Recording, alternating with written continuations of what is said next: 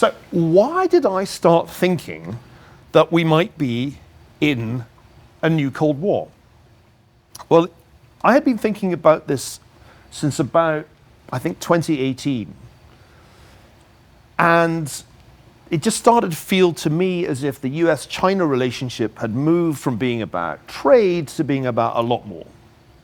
Technology, geopolitics, ideology. And so I gave a few talks about Cold War II. I gave one in Italy, and there was a really quite eminent Chinese official present. And I gave this opening talk, which I thought was hugely provocative, and I expected him to rebut it, and he didn't at all. And afterwards I said, I'm really surprised you didn't kind of take issue with the fact that I said we're in a Cold War. And he said, well, no, because I agree with you. That gave me a shock. So in any case, I thought I'll ask Kissinger, because Kissinger surely knows a Cold War. When he sees one, he was an undergraduate. In fact, he was graduating the day the Korean War broke out. He had a pretty good ringside seat for the whole of the First Cold War. So I was in a conference in Beijing with him back in November 2019. And I dared to ask him, I thought this was quite a bold question, are we in a new Cold War? And he said, memorably, we're in the foothills of a Cold War. And I thought, that's a great answer. There's a headline, foothills of a Cold War.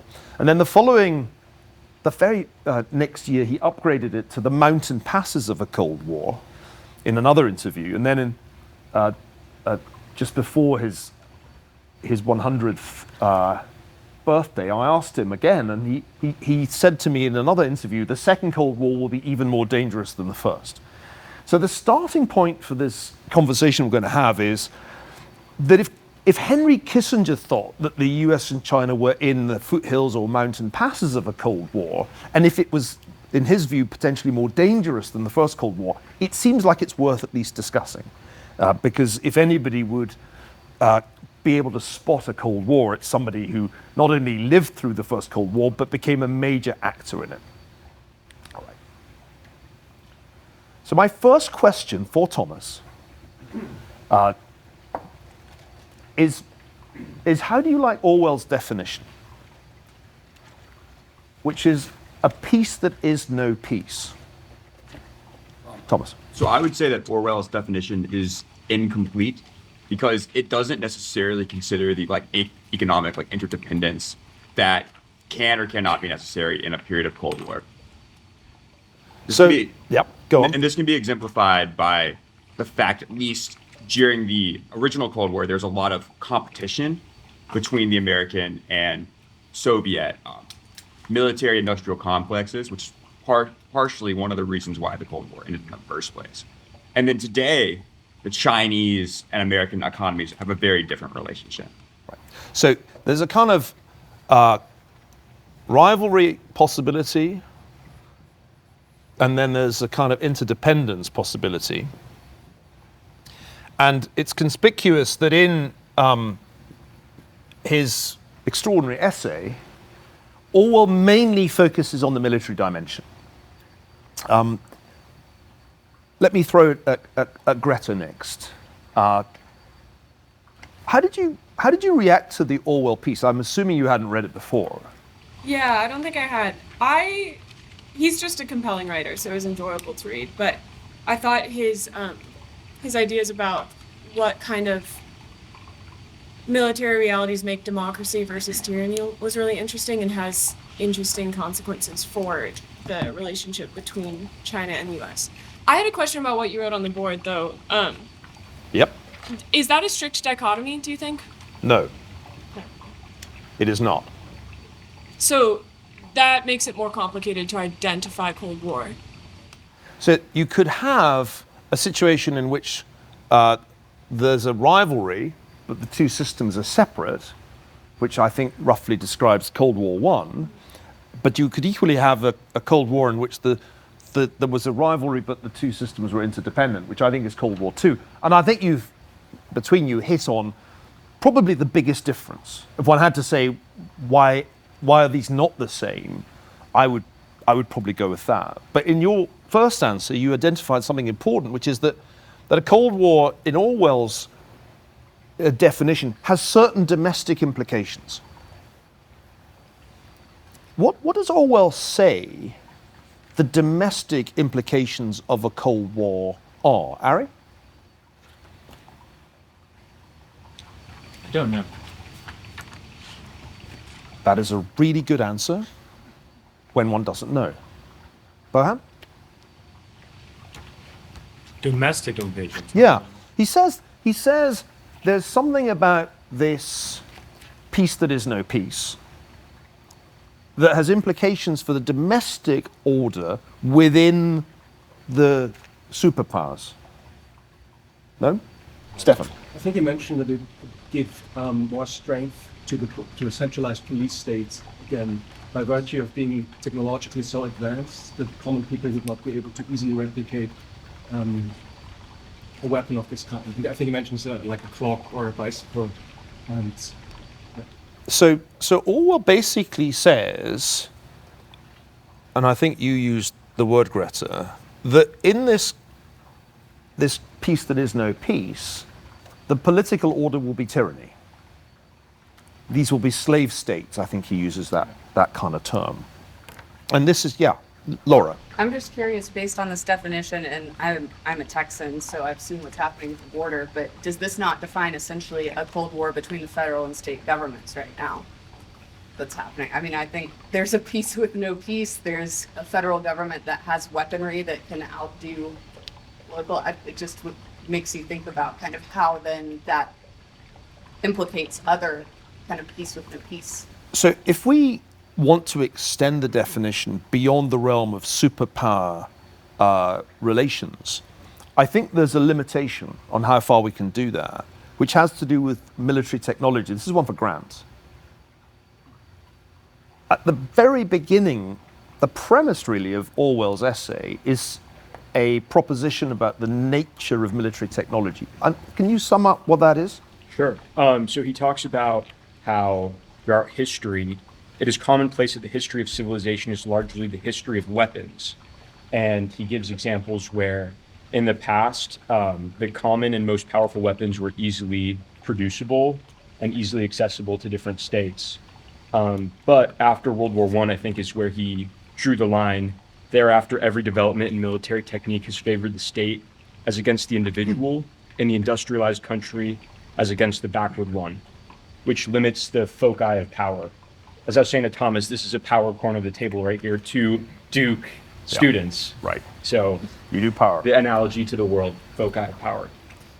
Is the timing of Orwell's essay significant? I mean, could he have written this essay 10 years before? Or 20 years before? Nick? I probably don't think so. This is the time of the atom bomb. But I think the fear of that time, well, and this recently came up in public conversation again because of Oppenheimer last summer.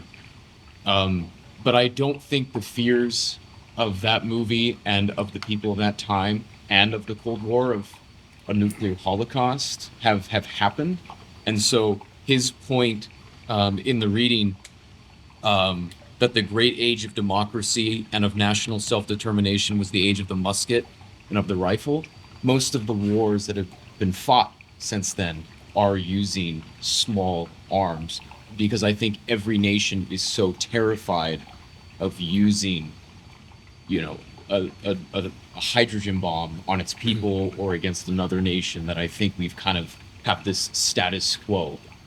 So the critical point that Orwell makes is there's a peace that is no peace. There can't be another world war with the advent of the atomic bomb. And I think that's the critical difference between superpower rivalry and the tensions which go a long way back in American history between the federal government and state governments.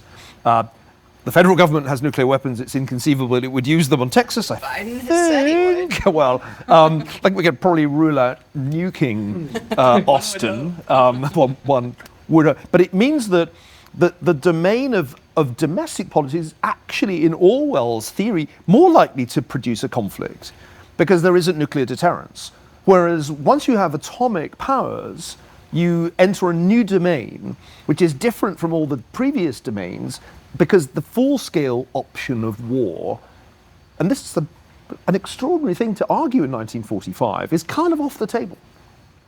Here we actually have to think for a moment about how prescient Orwell was being to write an essay like this just almost as soon as the atomic bomb has been used. Orwell is saying it won't be used again. He's also saying something important about nuclear proliferation. What's that?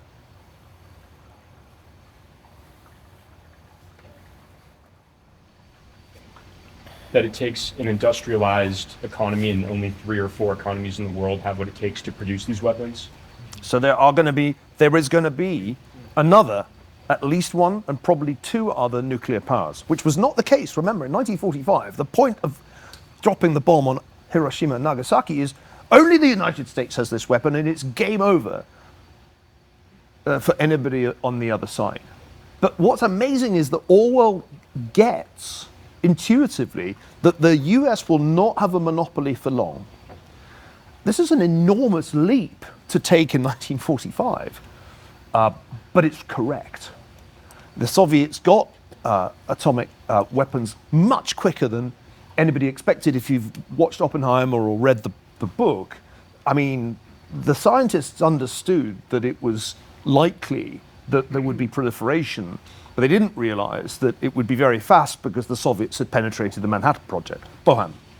Yeah, and I think beyond his prescience of anticipating, mutually assured destruction, how that leads to nuclear peace, I thought it was interesting how he successfully anticipated the 3 superpowers that would emerge, not concurrently, but there was the Soviet Union, the United States, but also he mentioned China as the East Asian superstate in a time when China was, extremely poor and economically very weak.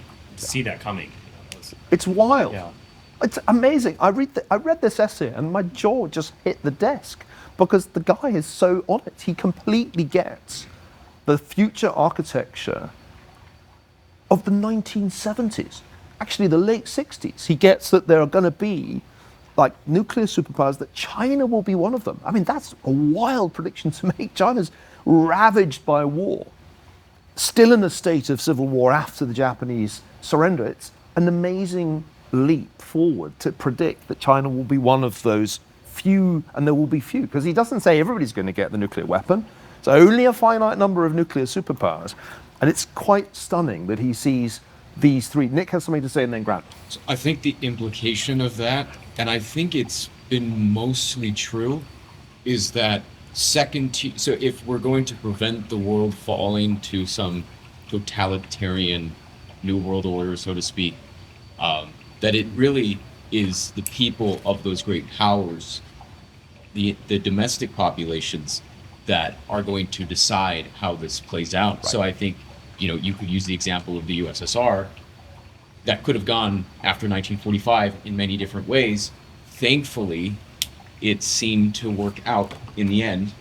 But, there's also, what if in the United States, what if there were a civil war and some, tyrant gains power and he'll have all this ability to stomp on every country in the Americas. So it did centralize power in that way. Maybe not of the current governments, but there are only a certain number of states around the world that have the populations or the resources to create this power. So it's important for the people of China, or of Russia, of all the nuclear powers to keep the governments in check. Except Orwell's assumption is that if you're a nuclear power, you will be a tyranny. Here's the critical passage, which it's worth just dwelling on for a minute. We have the prospect of 2 or 3 monstrous superstates, each possessed of a weapon by which millions of people can be wiped out in a few seconds, dividing the world between them. And this is the great contrarian in Orwell. Orwell's natural mode is find the consensus, argue against it. It has been rather hastily assumed that this means bigger and bloodier wars. But suppose that the surviving great nations make a tacit agreement never to use the atomic bomb against one another. Suppose they only use it or the threat of it against people who are unable to retaliate. Unable to conquer one another, they are likely to continue ruling the world between them. So that is an extremely important analytical proposition. There'll be 2 or 3 of these nuclear powers. They won't fight one another because of a tacit agreement based on deterrence, but they will use their power to impose their will on the rest of the non-nuclear world. I mean, again, one takes one's hat off to Orwell for his extraordinary prescience. I mean, also, having naming rights on Cold War as a concept gives you, I think, just natural status as one of the top thinkers, public intellectuals, or journalists of all time. When you read that passage over, is there anything about the analysis that didn't turn out to be quite right? We have the benefit of hindsight. We are not as smart as Orwell, but we have the advantage of having lived in a later period. Ari? I think there are more than 3 nuclear superpowers today. And there are nuclear non-superpowers, nuclear powers that aren't super. I mean, Pakistan? It's probable that Israel has a nuclear weapon, though everybody pretends that they don't know that it does.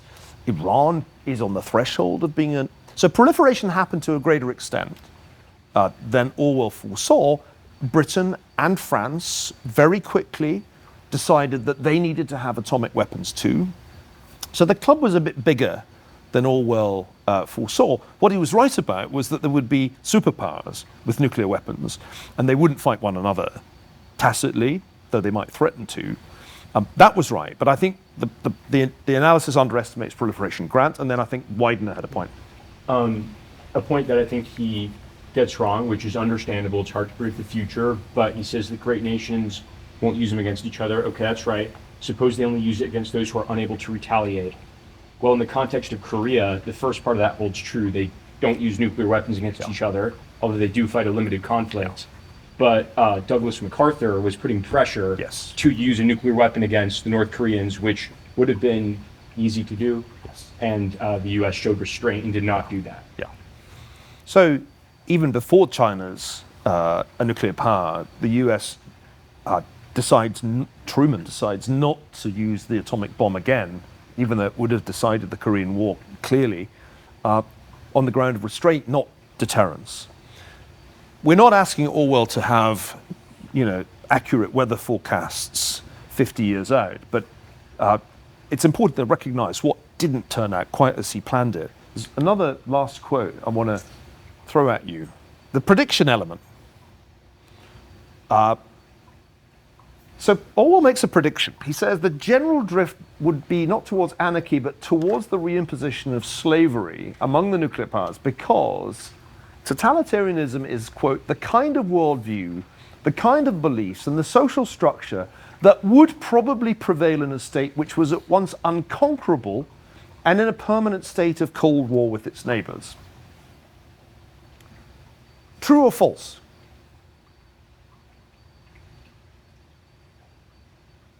Who's read 1984? Has anybody not read 1984? Okay, this is your assignment after class.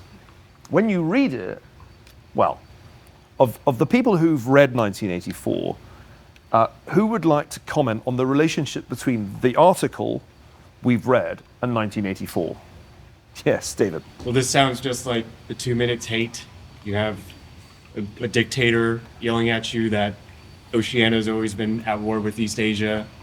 It's, this dystopian state that domestically everyone has to be completely in agreement with the leadership. Otherwise, you are a wrong thinker. You could be condemned of all sorts of serious crimes. So the article in Tribune is a sketch for what becomes 1984. And the whole thing is there.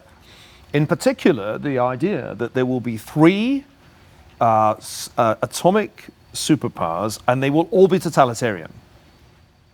And they will be in this state of peace that is no peace. brilliant book. Everyone should read it. But is it right? Was it true?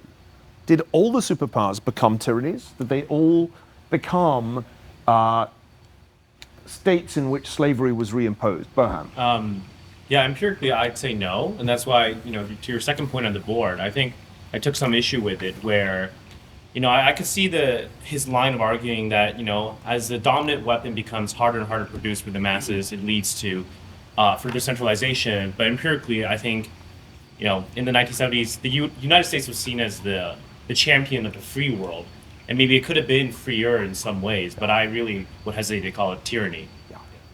So the most interesting thing about 1984, about the Tribune article, is its assumption that the West, I mean, Oceania is, of course, in the book, it's the United States plus Britain. And it's written from the perspective of a Britain that Friedrich Hayek thought was on the road to serfdom. And yet, one has to say, with the benefit of hindsight, and making all allowances for things that might be said about the United States in the Cold War, it did not become a totalitarian regime. I mean, you'd have to be Noam Chomsky to really buy that. And even Chomsky, I think, would acknowledge that there were meaningful differences between the United States and the Soviet Union. Jonathan. First of all, I think this quote and the prior one actually can't coexist. They can't both be true. The prior, and the reason why is, in the prior one, Orwell presumes that those agreements not to use nuclear weapons against each other are credible. And the reality, which I think even he probably would have acknowledged, is that those ones are never credible.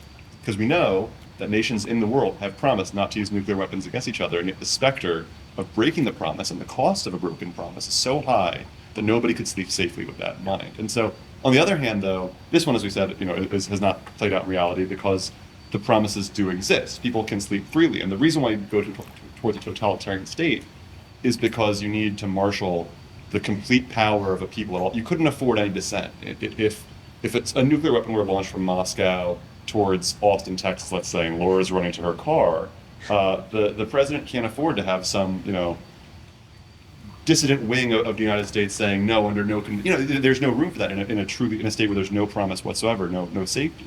So we're kind of neither here nor there, and we've seen trends towards democratization around the world. I mean, the United Kingdom, for example, has gone from a monarchy that was fairly powerful to one that is more of a titular head of state.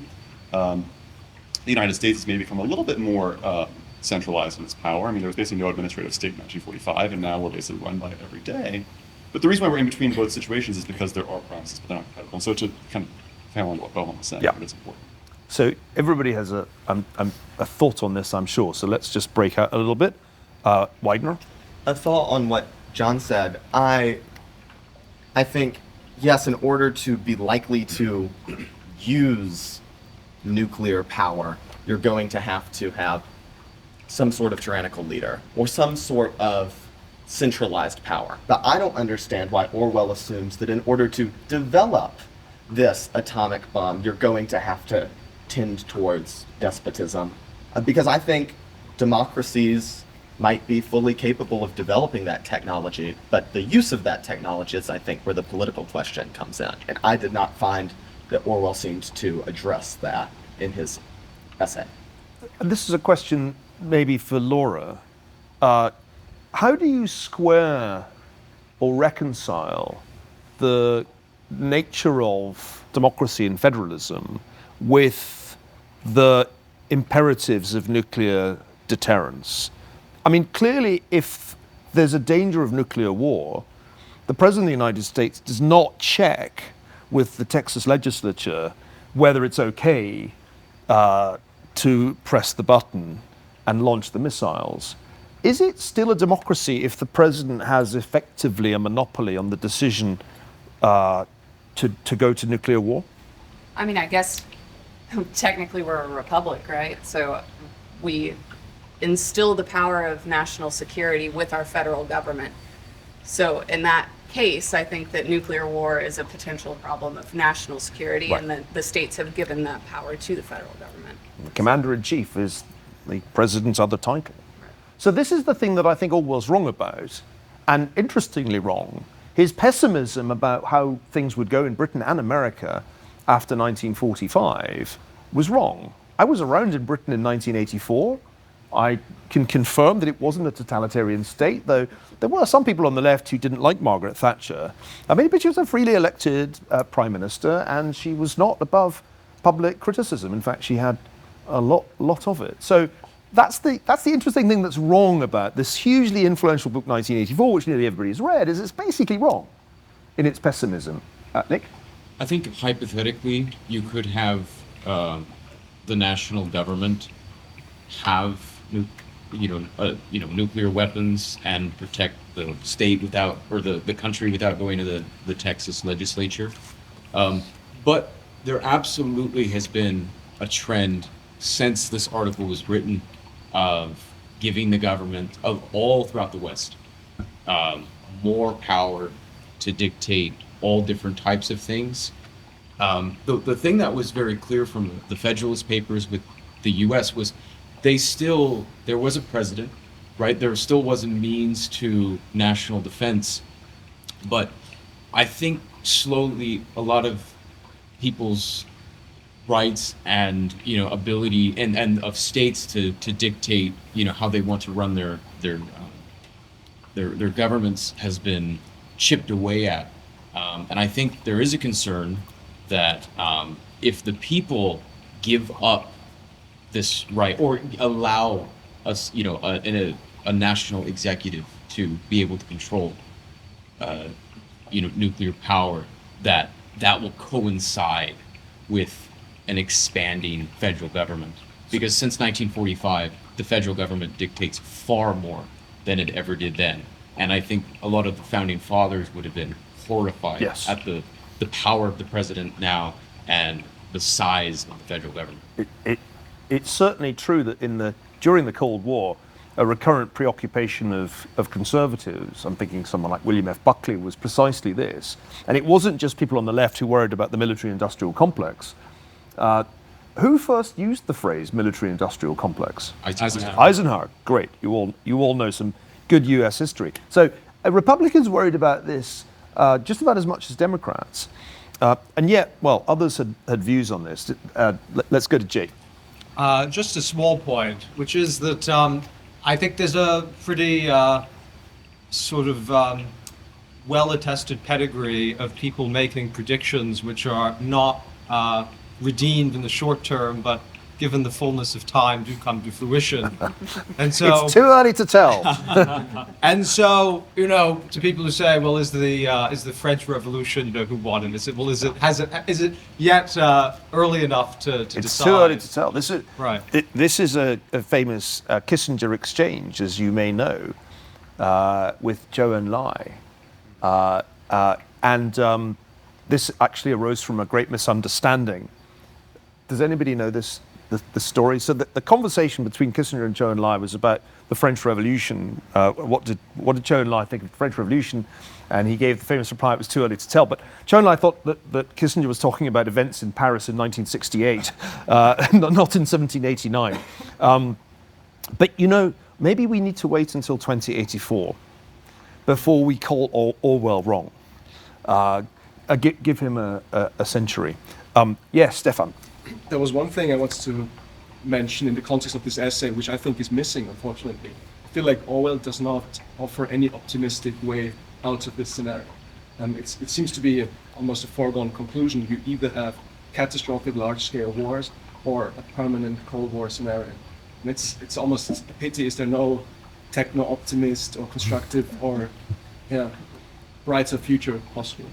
Well, in a way, I think it's an optimistic article by the standards of October 1945. Remember, the kind of assumption at that point is the next war is only a matter of time. Churchill expects.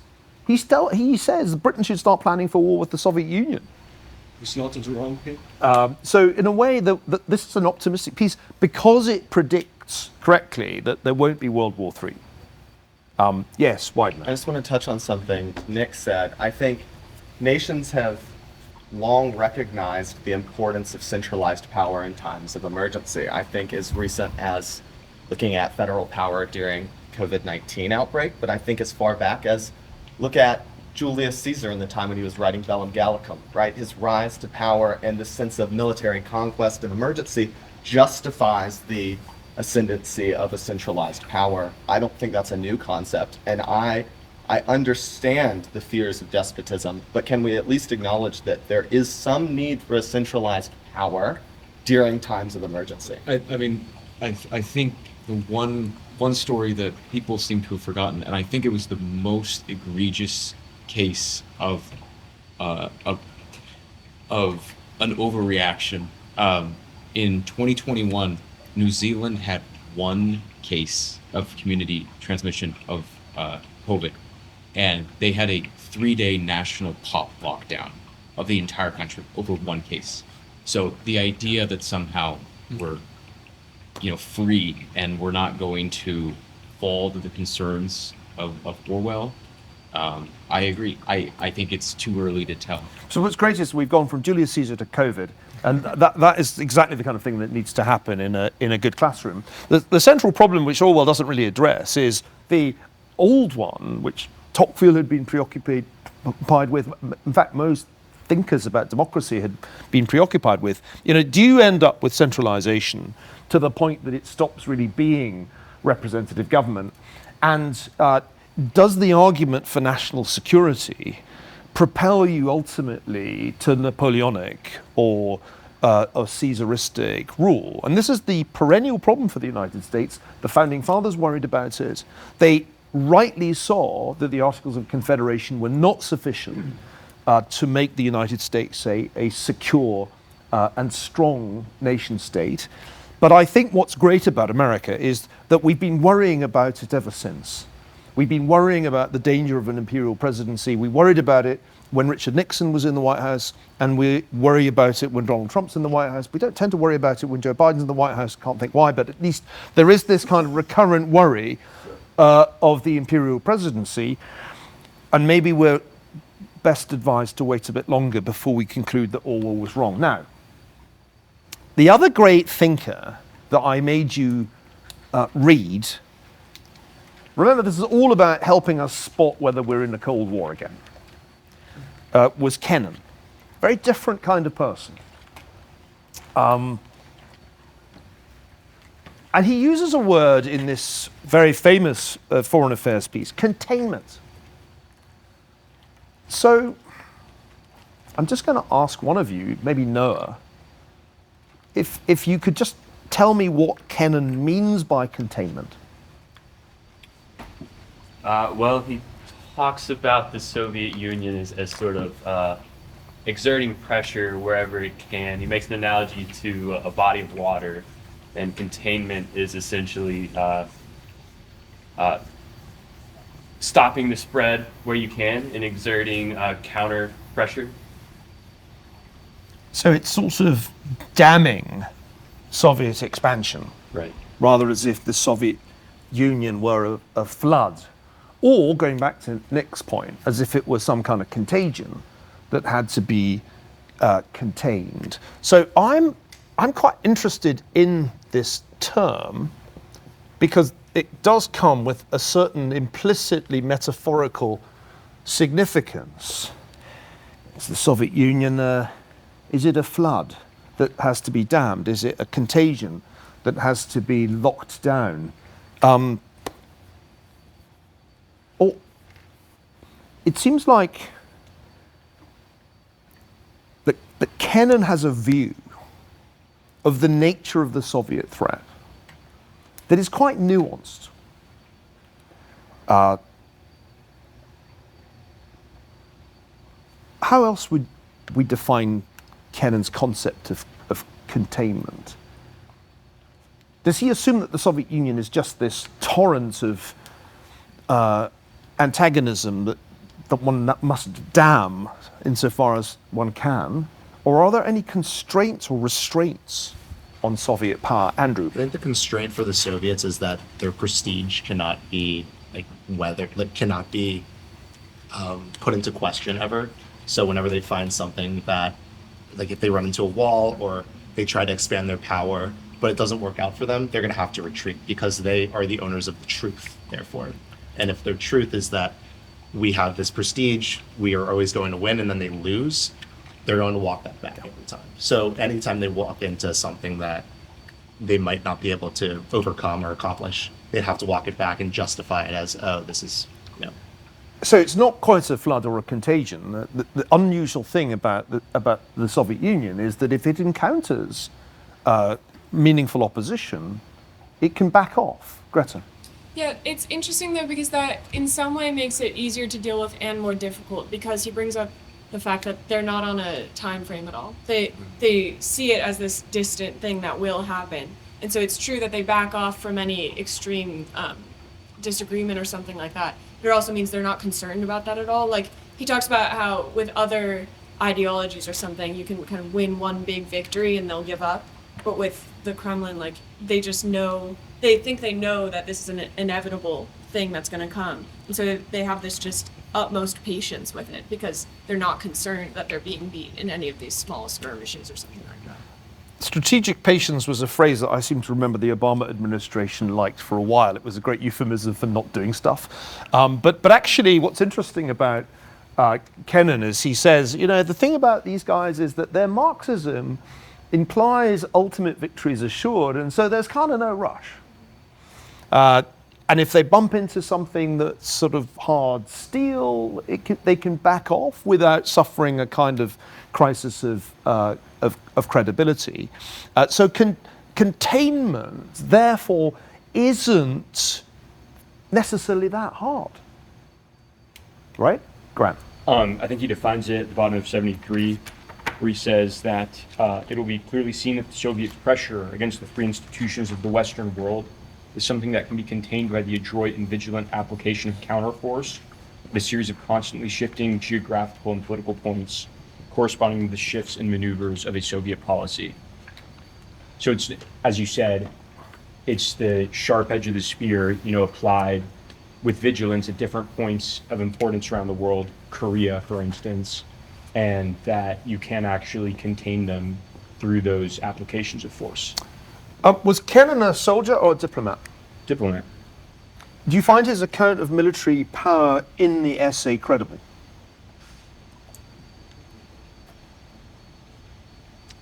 I do. I think that is largely how the Cold War went. We did contain the Soviet Union, and it did over time, its power did wane, as he predicts. Does everyone agree? Ari? I think he, at one point, compared the Soviet Union to like a wind-up car, that when it runs into a wall, it just sort of keeps pushing up against the wall, and so characterizes the regime as stubborn. When thinking about the sorts of proxy wars that we fought during the Cold War, I don't always think it was as nonviolent as a car sort of running into a wall and stopping, but it seems like, you know, there were real casualties, even if it weren't all-out world war.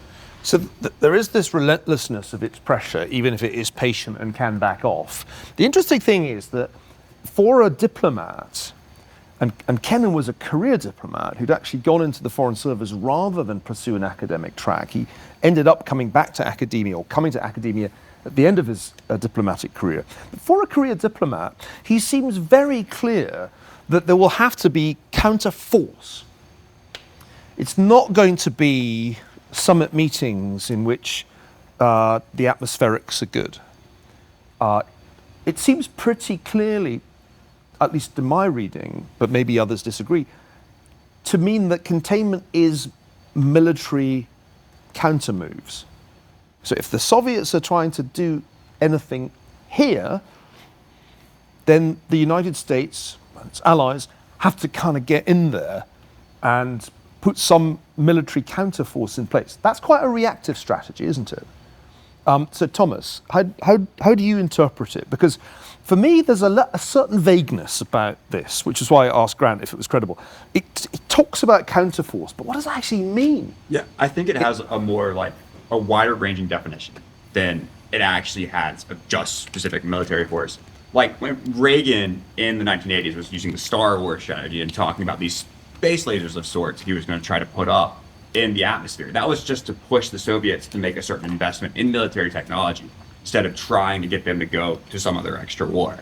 So I think it's a wider definition that he's probably expecting as a career diplomat, seeing the like amount of financial expropriations and expenditures that needed to be spent on certain actions.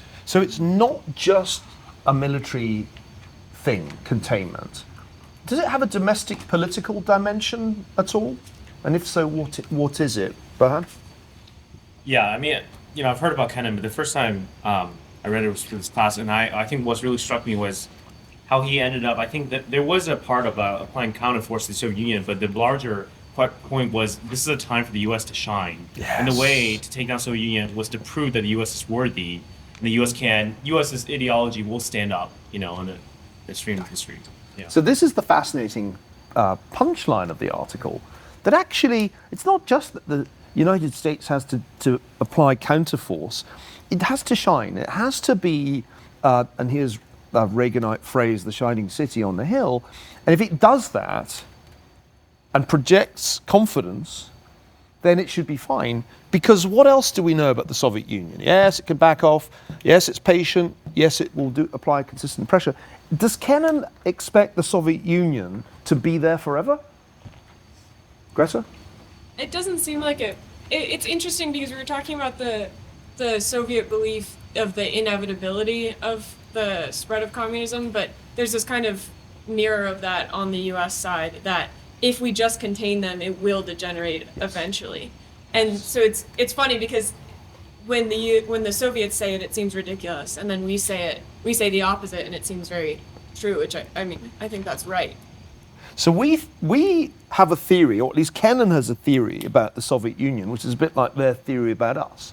Their theory is that the inevitable contradictions of capitalism will condemn the United States and all the capitalist imperialist countries to disaster. But what Kennan says is, no. Actually, they're the ones who will succumb to internal contradictions as long as we don't lose our nerve. And this is what's, to me, most exciting about this remarkable article, which is the kind of article all policy intellectuals fantasize about writing. Your foreign affairs piece that is still being quoted 70 years later. The Sources of Soviet Conduct is an amazing essay. It offers an analysis of how the Soviet system works. It's Marxism, but also historical experience. The lessons of Russian history of centuries of, I love this phrase, centuries of obscure battles between nomadic forces over the stretches of a vast, unfortified plain. Anybody who travels in Russia beyond the Urals knows exactly what he means. And Kennan had traveled. He knew the Soviet Union. He had been based there, he knew the language, he'd studied it. I mean, this is written by a man with a high level of expertise on the Soviet Union. Critical point, it's an absolutist system after Stalin, based on the semi-myth of implacable foreign hostility, going right back to the Civil War period. The secretiveness, the lack of frankness, the duplicity, the wary suspiciousness, and the basic unfriendliness of purpose are there to stay. Don't expect them to get nice. They won't change. Truth is entirely determined by the Soviet leadership. There will always be unceasing constant pressure, but there's no trace of any feeling in Soviet psychology that goal must be reached at any given time, and the Kremlin has no compunction about retreating in the face of superior force. This is the analysis, as we've established, of the Soviet system's peculiarities. And he briefly makes the point that that's not Hitler. That's not like the adversaries that you'd faced in World War II, which I think is important, because very little of this is true, certainly not the last parts about the Nazis. It's the sources of Soviet weakness, too, that he highlights here. I like this passage, a population which is physically and spiritually tired, the mass of the people are disillusioned, skeptical, which was a good observation for somebody who'd been there in the 1930s. The economy's development spotty and uneven. There's a lack of stability in succession, which was to be very clearly revealed when Stalin died. There are generational divisions within the party. And then there's this brilliant passage where he alludes to Thomas Mann's Buddenbrooks. Anybody read Buddenbrooks? Excellent, well done, Stefan. Brilliant book. I think Mann's best. And this idea that there's this sort of natural decay that's going to come just with the passing of generations is central to Mann's account of this merchant family in Lübeck. It's a brilliant passage. It's, again, you read it and you think, God, what insight, what prescience. He says it's going to be like the Buddenbrook family in the days of its greatest glamour, to one of those stars whose light shines most brightly on this world, when in reality it has long since ceased to exist. And who can say with assurance that the strong light still cast by the Kremlin on the dissatisfied peoples of the Western world is not the powerful afterglow of a constellation which is in actuality on the wane? The possibility remains that Soviet power bears within it the seeds of its own decay, and that the sprouting of these seeds is well advanced. Well, we know he's right. We come back to time frames. He didn't need a century. It turned out to be true in 4 decades. Not bad. But to sense at that moment, in the late 40s, right at the beginning of the First Cold War, that the Soviet system might in fact already be degenerating, that's extraordinary.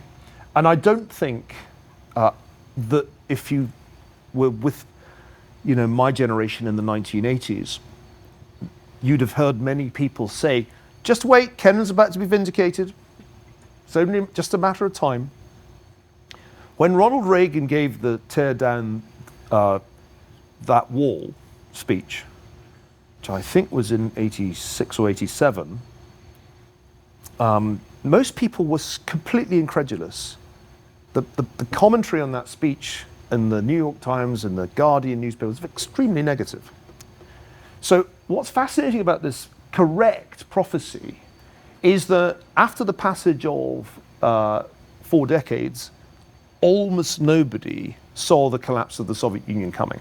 The number of articles prior to 1989, in the 1980s, that said, this thing's going down, you can count on the fingers of one hand. I wrote one, but it wasn't published because the editor of the newspaper I submitted it to said, it was in 1989, the summer of 1989, I wrote a piece saying the Berlin Wall is crumbling, the system is coming down, and the editor refused to run it, and he said, you've been listening to one too many Ronald Reagan speeches. And so my article was never published, which is very annoying, because then I would have been one of the people who predicted the fall of the Berlin Wall.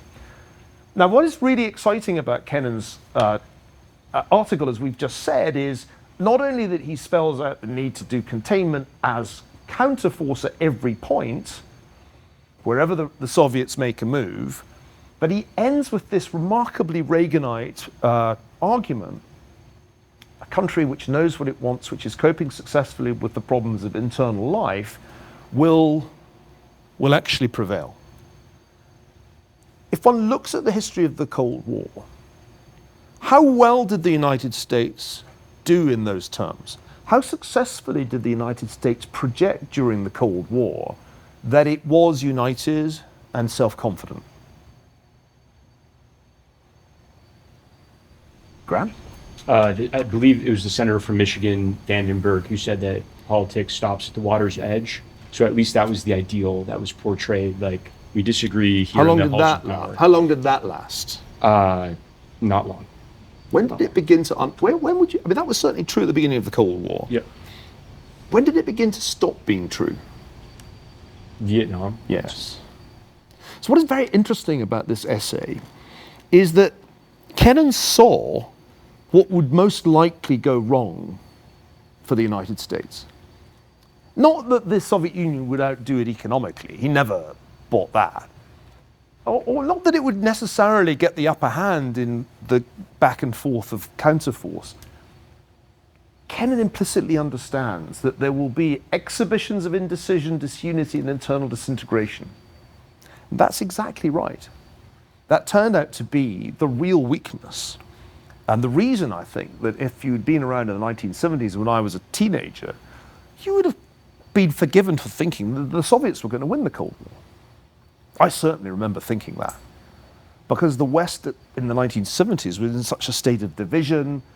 You had double-digit inflation, stagflation, and particularly in the United States, the divisions opened up by Vietnam seemed, well, I think as bad as anything we talk about today. Yes, Nicholas. So by 1989, you thought the fall of the USSR was imminent. At what point or what event happened for you personally for you to come to that conclusion? That's a great question. Let me answer it as simply as I can. as an undergraduate at Oxford in about 1982-83, I was persuaded, I think by a number of contemporaries, including the journalist Andrew Sullivan, whom some of you will know, that Thatcher was right and Reagan was right, and I should be on that side. And partly it was an argument about economics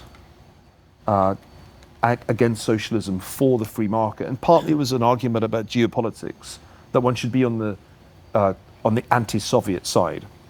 And so ideologically, I made a significant shift in the early 80s to that side politically.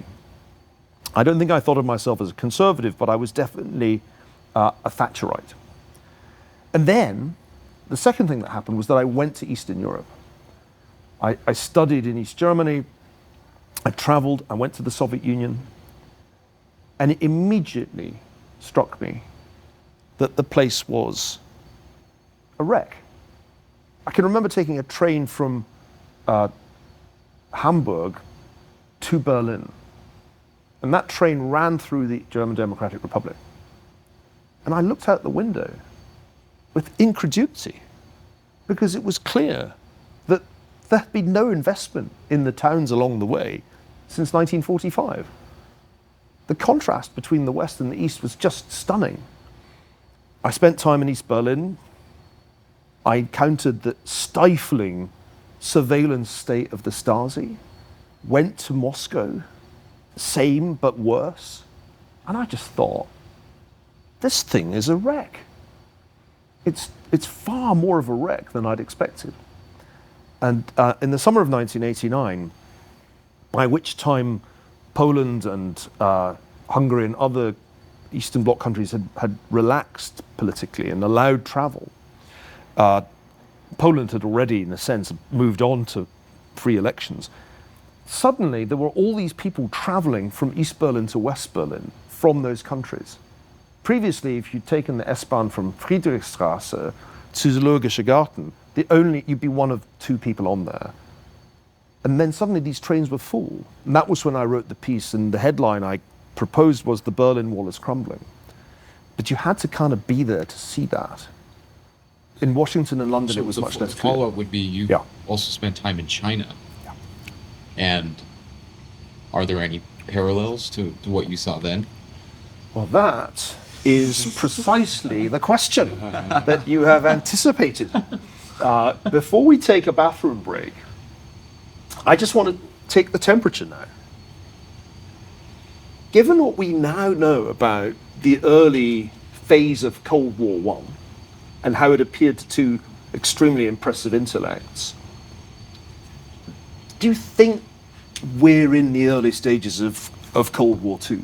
Do you feel kind of more or less persuaded, having seen Cold War I from Orwell's and Kennan's perspective? And Nick, why don't you go first? If you had asked me 3 years ago, I would have said yes, and a pretty strong yes. But I think the thing that China has now going for it is still some of those same internal contradictions. I can't imagine. I've never been to China, but I've certainly met many students who have left China with their families, in part because of government intrusion on their lives. But I think they also have a demographic crisis going on. And when you couple that with the contradictions of Marxism and what we've seen of most countries that have gone down that route, I think maybe we are right now, but I don't think it would be for long. So I guess if I look at the containment framework, what I'm hearing you say is if the Soviets had a degeneration problem, so does Xi Jinping's China. So in that sense, the analogy might have some use, but you're kind of less worried, maybe. I mean, I just don't understand how a country of 1.4 billion people can last forever when it dictated how many children one could have, right? As if social policy is you can just in Beijing make a small little change, that affects that many people, and that it almost seems as if they're trying to play God.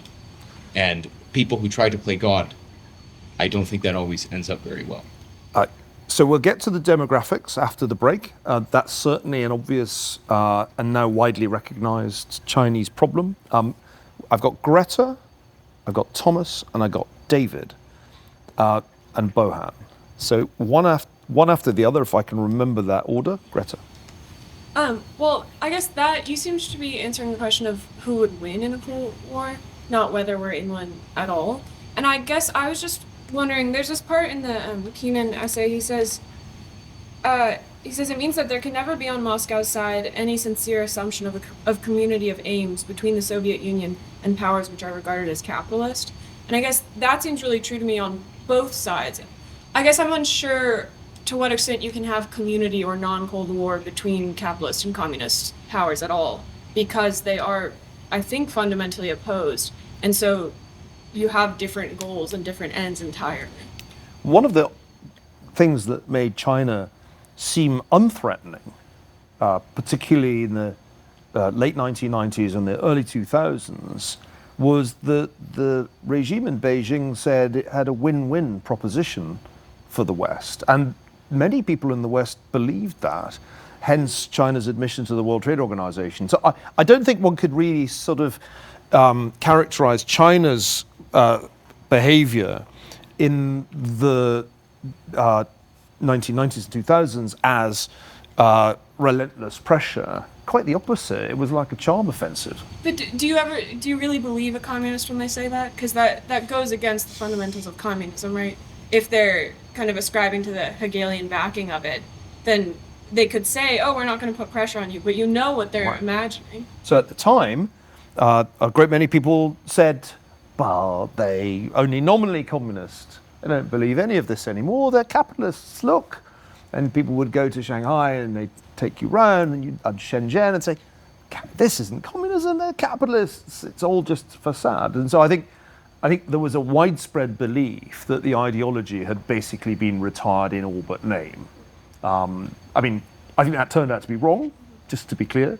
But if you ask, why did the Clinton administration and the Bush administration and the Obama administration essentially buy into a notion of win-win and accept the proposition that we could have win-win through trade and investment, I think it was because they believed that communism no longer really applied. Now, I can't remember who was next. It might have been David. Oh, no, it was Thomas and then David.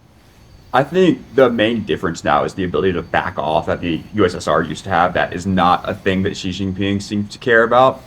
Like, he did not back off of the zero COVID for years. It took him until 2015 to back off of the one-child policy. And I think other aspects of Chinese financial policy sort of show this as well, with the Evergrande collapse and the many ghost cities that are still in the area. So I almost wonder if that needs to be edited or changed in the definition of containment. So what we're going to do after the break, I think, is to try and understand in more detail what's different, why China isn't the Soviet Union, and understand what it is. That's really, for me, the interesting point about these comparisons. Before we take the break, David and then Bohan. David. Yeah, so to answer the question, I do think we're in a Cold War, and one of the fronts from the first Cold War that is, I think, more critical this time around is the information warfare front. And the Soviets never had a weapon quite like TikTok, where they could influence the minds of many Americans, particularly young Americans, especially during this time of intense polarization. So, we currently don't see a will from our leaders to contain them on this extremely obviously dangerous part of a Cold War, where somehow they're allowing our principles of free speech and openness to permit the CCP to use this weapon of sorts against us. It's not containment at all. In fact, US policy is, in particularly information warfare, basically the opposite of containment. It's come on in, pollute our public sphere, be our guests. Yeah, and they've had the whole espionage and stealing industrial and trade secrets for a long time. They've also had the classic spies, right, with the late Senator Feinstein's driver, Swalwell, all these cases that we know about, and probably many more that we don't. Whereas the asymmetry is striking because we don't know a single thing about what goes through the minds of China's leaders and its youth, whereas we've opened it all up on our So side. this is, in fact, the proposition is we do the opposite of containment, or at least we have been doing the opposite of containment. Well, we have Bohan, a Chinese student, with us.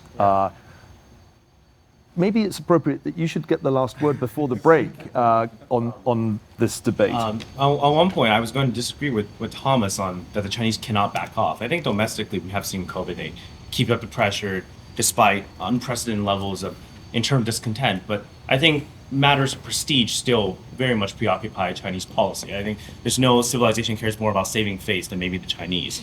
But I think the biggest difference I've seen between the Soviet Union and China in this new Cold War is I think that this tension between the U.S. and China isn't on the same ideological valence in terms of like a struggle for a universalist ideal for the world.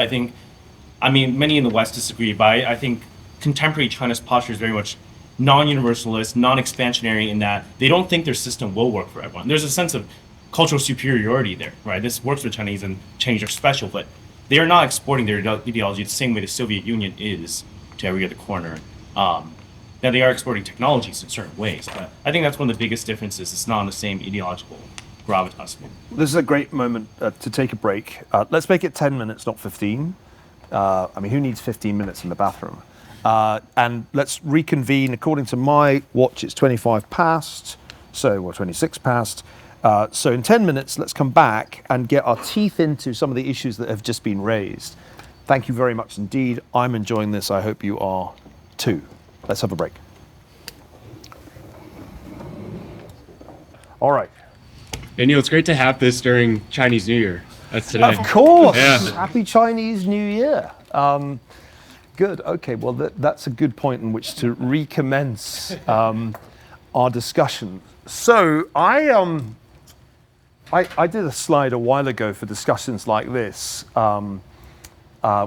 where I would say, the thing about a Cold War is that if it looks like one and it swims like one and quacks like one, it probably is one. And I tried to this is an old slide, but I'll just show you it again. So I would say, look, there is an ideological difference going on, particularly since Xi Jinping became leader, because he's emphasized Marxism, Leninism, and explicitly used phrases like, I'm probably going to murder this, but Fendu Xinxidai. It's a technological race. Now, that was a really important part of the first Cold War that we didn't really talk about, but beyond the atomic race, in many ways, Cold War I was defined by a series of technological competitions, the last of which, in semiconductors, the Soviets just lost and couldn't keep up, even with all the espionage that they did. This is clearly a very technological Cold War race because you've got everything from 5G, AI, quantum computing. We had a vaccines race, hypersonic missiles, drone swarms. There's lots going on. And what's really striking to me about this is there really are only two players. It's not like Europe has some great quantum computing game. It's very, very bipolar, the technological race. There's the economic piece, currencies, semiconductors, and then there are all these geopolitical issues of which we'll be bound to talk some more about Taiwan, the South China Sea, One Belt, One Road, and so on. So I kind of... What are the safe cities? There are actually a remarkable number of cities around the world, including in Africa, where the surveillance technology has been made available and installed. Dictatorships love it. There's a good piece on this, which I think is in the footnotes of the book Doom, that describes all the different places that are using the cameras and the surveillance Hikvision technology. So that's a less well-known aspect of Cold War II. Yes, Thomas. Is that distinctive from the Chinese police bases across the world? I think it is because it's essentially selling hardware and software to regimes that can then do, presumably they have Chinese advisors on how it works. Anyway, I set this up really just because, definitely pointing this the wrong way. Done the intermission. I wanted to ask you a question. Let's, thinking in a Kennanish way, try to think what the sources of Chinese conduct are. And before Bohan feels edgy, I'm going to ask the same question about the United States in a minute. So what if we had to kind of write our own version of Kennan's essay today? How would you characterize the sources of Chinese conduct? Laura? I don't know the best way to say this, but I mean, clearly their historical nature of kind of having chaos, and then how that brought in kind of this mass, overly structured Xi Jinping kind of control at this point. But yeah, history, I guess. So I'm really glad you gave that answer. And I didn't expect that you would, but it actually is the critical starting point. As with the Soviet Union, Russian history creates a certain level of insecurity. I think Chinese history does something similar, but not the same. And that has to do with this strange oscillation in Chinese history between periods of great central control and then periods of dongluan, of chaos. I think that's absolutely right. Does anybody want to add to that observation? I don't know if Bohan has thoughts on this. Here's a question for you, Bohan. I can never tell when Chinese official spokesmen say, we have this 2,000 year or 3,000 year history, whether the reality is that actually they have a history since 1949. How much do you think Chinese history pre-1949 affects the way China works today? Yeah, I think the dominant view of that has shifted, and it's shifted quite rapidly over the last few years. I think in the early days of the CCP's rule from 1949 to maybe Mao's death in 76, I think they did try to downplay a lot of the ancient history. You know, they were seeing were backwards, feudalistic beliefs, and in the Cultural Revolution, they destroyed a lot of it. But I think the more recent CCP has drawn focus again to Confucian ideals and trying to, drum up nationalism through recalling the ancient glorious past. So I think they, in a time where, like to some of the earlier points we talked about, they're economically are definitely less communist, and so where do they find their legitimacy from? I think they're trying to find more of it from their history. And it's slightly ambivalent, because you can never quite tell if Confucius is in or out. And Zheng He, the admiral who did the great voyages of the 1400s, is kind of in. I think he's still in. But it's definitely a very interesting way in which the regime works, that it tries to bring history in, pre-1949 history in. And I think it's true. I don't know if you disagree, but I think it's genuinely the case that the leadership around Xi and Xi himself fear chaos. Why do you think that is?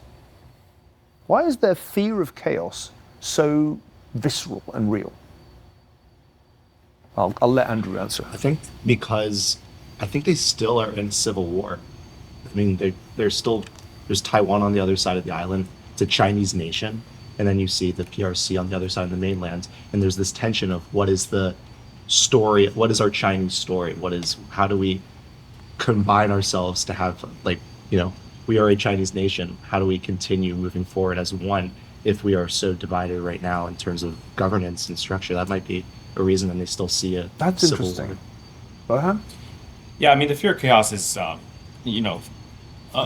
recurring part of Chinese history. But I think in the case of this current generation, it's very much informed by their personal history of Xi Jinping growing up during the Cultural Revolution, where he was a Red Guard. They saw the absolute collapse of rationality in society. The Cultural Revolution is, I think, more important than the existence of Taiwan as a sort of de facto autonomous democracy. In fact, the problem with Taiwan is precisely that it's not chaos. I mean, the real problem for the regime is that Taiwan works, and it works in every dimension.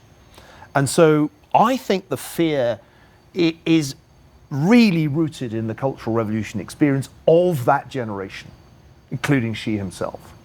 And so the sense I'd base this on trips to China and talking to people in the leadership kind of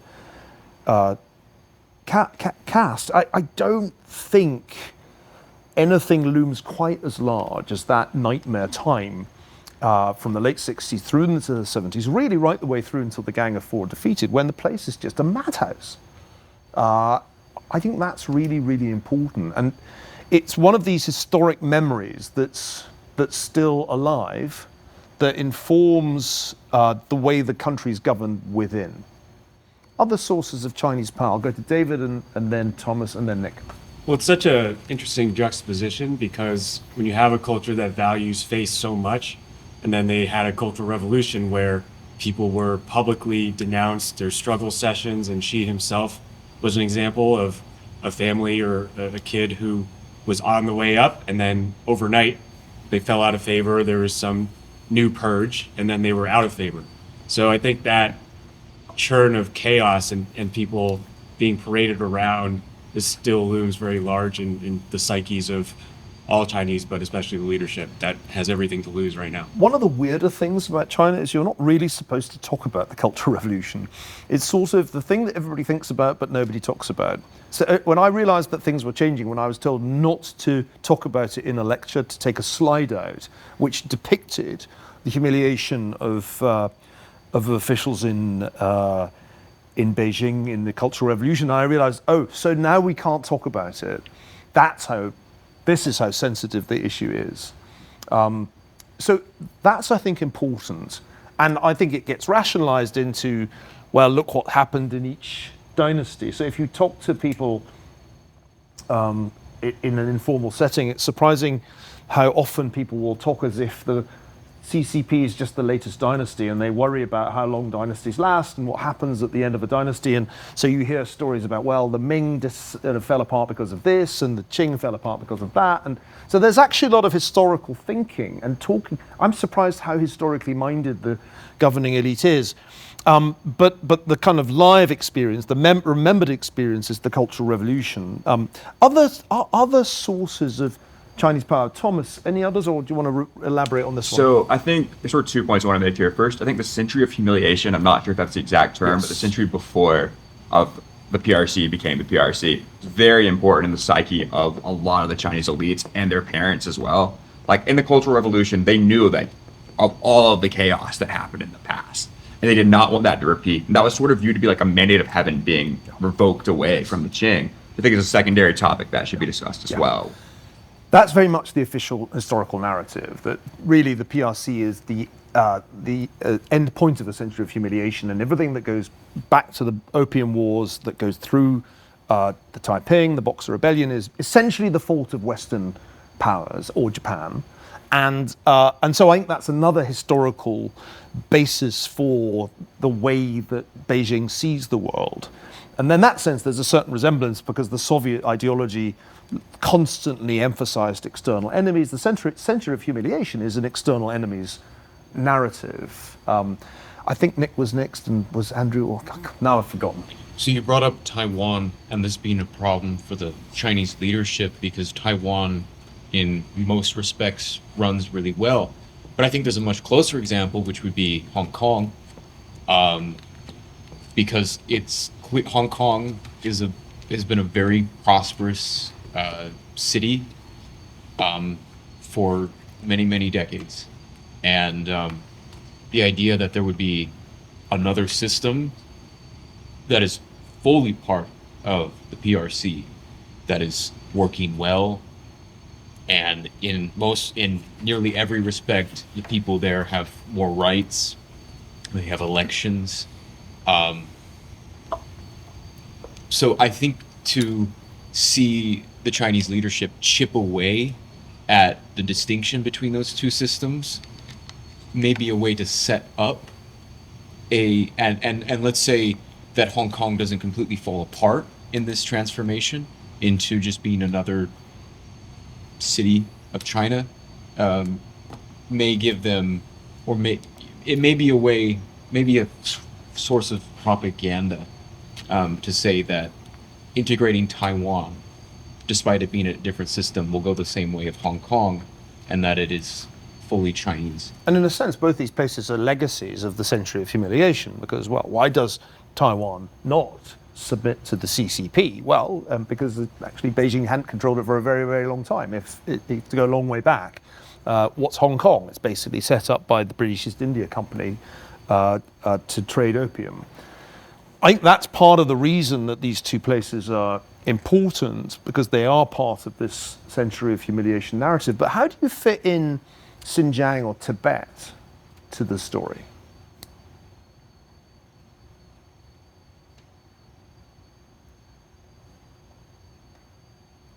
Thomas? I'll be able to crack at it. I would say they were historical imperial possessions of the Chinese and their sort of entire external locus of control in the past. And if you look at even some of the areas that China is claiming in its orbit right now, like in the islands, in the 9S Line Islands, or some of the like western areas in the Turkmenistan, that part of the country, they want to reclaim their traditional ideological sphere of influence. Now that seems to be a very important aspect of their foreign policy. And so you get this cognitive dissonance, because I'm always told, well, China doesn't have any imperial expansionist ambitions. On the contrary, China's been a victim of other people's wicked imperial expansions. Oh, hang on a second, can I just look at some of your maps? And you realize that in many ways, modern China is the inheritor of a quite extensive Qing Empire, and in the way that Tibet and Xinjiang have been literally colonized. I mean, China is an expansionist empire. And so there's a very interesting historical, I think, disconnect between the way that China presents itself as having been a victim for 100 years of other people's imperialism, and the reality that actually the PRC has been pretty much the heir of Qing imperialism, and then some, with a kind of a very distinct ambition to homogenize those peripheral territories and stamp out, other than in very vestigial ways, their cultural or ethnic autonomy. We haven't talked about Marxism, Leninism, but perhaps before we get there, Jake has a thought. Speaking of history and culture, I think the kind of comparative history, the piece about Wang Huning, for instance, and the kind of Tocquevillian examination of the West and America in particular, and our sort of social, cultural self-understanding and how that's changed and how that's somehow weakened us, I think is something that the leadership in China seems to take very seriously and probably informs their power and their approach. So what's fascinating is that the Chinese have their own theory about the sources of American power. And the man you mentioned, Wang Huming, is one of the great theorists who's written on this subject. In fact, I just came across a new translation into English of one of his essays on the role of technology in America's self-understanding. And so there's a really interesting sense in which, at the same time as they have their own theory about Chinese history, there's this theory about the United States. Does China's official view of the United States say that it's doomed? I'm not sure what the official position is, but it seems based on their actions that they're not particularly optimistic about our course, socially at least. As far as I'm aware, and I can't claim to have read fantastically widely, but the reading I did for the book Doom told me there are lots of theorists, some official, some less official. There's a kind of spectrum of this. The view of the United States is ultimately that it's decadent, that it's fundamentally on the way out. It's kind of reaching the end of its dominance, and that China's role is in some measure to take over. And there's a lot of that, at least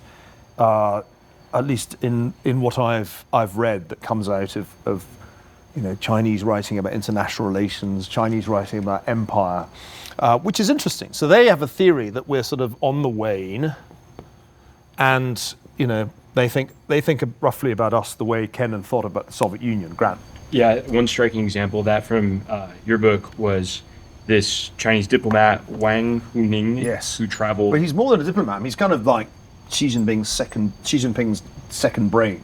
Right, and he traveled through America in the 90s and wrote about democracy, capitalism. But you said it was a critique of all these things, and said that America was decadent and internally divided. I wanted to add one point to our Yeah. sources of Chinese conduct.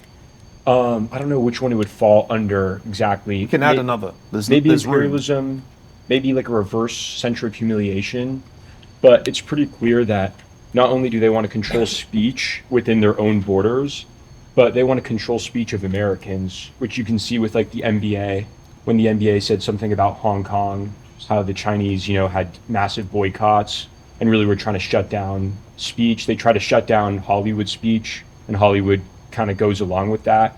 So they're interested in controlling the speech and the minds of people well outside of their borders, I would say. They also send us fentanyl through Mexico, which I don't know if they're intentionally doing it, but they're certainly not trying to stop it. And what some people have called the digital fentanyl of TikTok. I can't steal that. That was Mike Gallagher's term. But there is this kind of reverse opium war occurring. It certainly does look that way, and I don't think it's entirely untrue to see these things as strategic efforts to weaken the United States. Calling it soft power, sorry, that doesn't look like an S, but it's supposed to be. Calling it soft power is kind of generous, though it's certainly not military. And I do think that this is a really important part of the way, going back to something David said, that the People's Republic of China has instruments of power projection that the Soviets could only dream of. When the Soviets tried to do information warfare, they would sort of publish a story in some random newspaper in the third world saying that the CIA had invented AIDS, or the CIA had in fact accidentally created HIV.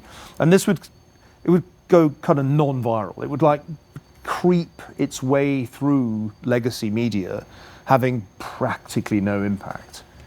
And so there's this whole new world that the internet creates, which brings us to the issue of containment versus chronic openness. The chronic openness of the United States, its readiness to let a company like TikTok own video as a kind of as an online format. It's an amazing thing. It's almost as if, without noticing, the United States has developed the problem that Qing China had of qualified sovereignty. Now in Qing China, the problem was that the Western powers in Japan acquired a bunch of ports that they basically ran under their own jurisdiction, and this hollowed out Chinese sovereignty. Well, we kind of, without quite realizing it, have allowed something similar to happen in the United States. People like Mike Gallagher are doing their utmost to push back against this. But the openness of the United States feels like an absolutely key weakness, not only in terms of the internet, but also in terms of the IP theft and just downright espionage. It is so much easier to do espionage to the United States today than it was for the Soviets. I mean, we knew how many Soviet citizens there were. The number of spies was really quite a small number, even if you believed every single person that McCarthy named. Right now, the numbers are unknowable. Laura. Couldn't you also add in the openness, like land and real estate? And Yeah. that we're allowing agricultural land, like large chunks of our own country to be bought up by someone who, as you noted, essentially says they're in a Cold War with us. So we have the puzzle of the United States doing a kind of opposite of containment. One might call it a policy of absorption, but it's certainly a very different approach. And it seems to me that this is one of the things, maybe the thing, that makes Cold War II so different, and not in a good way. Not in a good way. Yes, but I was just thinking about comparing to Kennan's analysis of the Soviet Union, that the U.S. does also seem to have the sort of belief in the inevitability of its own ideology. Maybe this isn't as popular during the Bush time, but the idea that liberal Western democracy is the inevitable force. And sometimes there are periods where the U.S. administration will spread more actively. Maybe people could think of like neocon policies, but But I feel like the ideology here is actually reminiscent of the Soviet Union in the belief that you're on the right side of history and it will happen to everyone. So this is a really interesting point, and I want to hear what everybody has to say to this. At some level, we are pessimistic about ourselves, and the polling shows we don't trust institutions, we think we're too polarized. 2/3 of us think democracy is imperiled by the other guys. And at some level, the country seems to be deeply divided. And yet somehow geopolitically, we are optimists. I very rarely encounter anybody who thinks that the United States could lose. And I've been thinking a lot about this. In fact, I've just written a piece about it that will come out tomorrow. Why don't we spend more time thinking about losing? Like Orwell is thinking a whole lot about losing. I mean, he's basically imagining a world in which the Soviet system prevails even in England. And yet, although we have all these issues that we love to beat ourselves up about, at the most fundamental level, I don't think Americans can imagine losing to China. Am I right about that? Or am I maybe just missing some vein of pessimism that is out there? Nick? Well, the U.S. is the only state in the world that still uses its constitution from the 18th century. So I think the U.S. is much more, at least I think we can see, has a longer history of resilience than China. And despite all of these issues that we've come across, the U.S. has always come out on top. And so maybe it's a little naive to think that continue forever. But even in the time of the U.S., China underwent the century of humiliation. We had a civil war. They had the Taiping Rebellion, more people killed for sure, but we did have a civil war. So the Constitution isn't fail-safe. It didn't prevent a civil war. So we got to recognize that there is some conceivable scenario in which it doesn't work. I think the sample size of failures is quite small, but the sample size of Cold Wars is small too. We won the first Cold War. Although I must tell you, when I wrote that in a piece for the New York Times a few years ago, the New York Times editor responsible for the piece queried my assertion that the United States had won the Cold War, which is one of the more remarkable editorial interventions of my career. It's like, that's not controversial. But maybe because we won, going back to my 1989 story, because we won so resoundingly and without firing many shots, maybe the trouble is we just kind of assume that Cold War II will be, like, we'll win again. I think maybe another factor is that I think war, to most Americans, whether hot or cold, it's never something that happens here. Right. One of America's greatest strengths is that we have Canada to the north, Mexico to the south, and two massive oceans to the west and east. And so every time we've had a war for the last 200 years, it didn't happen on American soil. And so I think there's this feeling that doesn't happen here.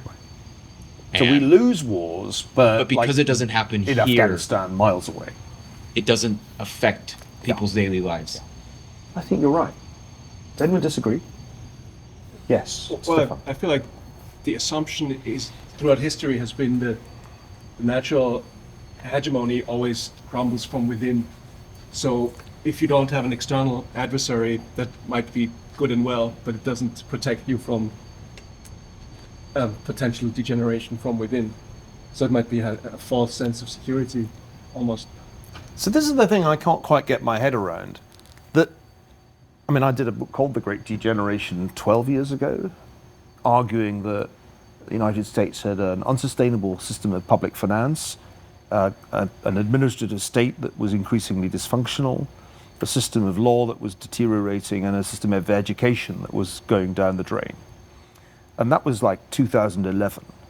And every single one of those trends has continued. There has been no really meaningful improvement in any of those domains. And so the degeneration process, internal degeneration process, I'm on the record as saying that's happening.